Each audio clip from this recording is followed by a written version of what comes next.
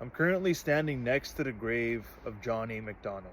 John A. MacDonald was the first Prime Minister of Canada and played a significant role in acts of genocide towards Indigenous people and Indigenous children.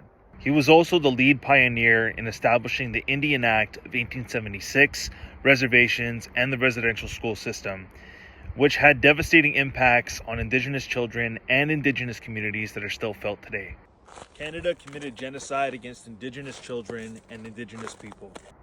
John A. MacDonald's government implemented policies that supported the creation of residential schools, with the goal of assimilating Indigenous children into European Canadian society. When the school is on the reserve, the child lives with its parents, who are savages, and though he may learn to read and write, his habits and training mode of thought are Indian.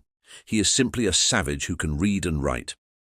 It has been strongly impressed upon myself, as head of the department, that Indian children should be withdrawn as much as possible from the parental influence, and the only way to do that would be to put them in central training industrial schools, where they will acquire the habits and modes of thought of white men. These institutions were operated by various Christian denominations and the Government of Canada.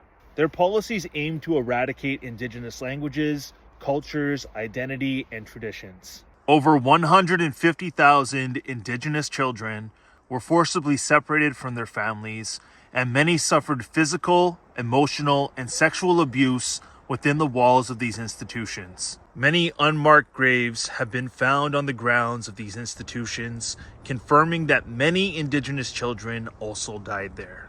Discussions around John A. MacDonald and his legacy are part of broader conversations about reconciliation, Indigenous rights, and acknowledging historical injustices in so-called Canada.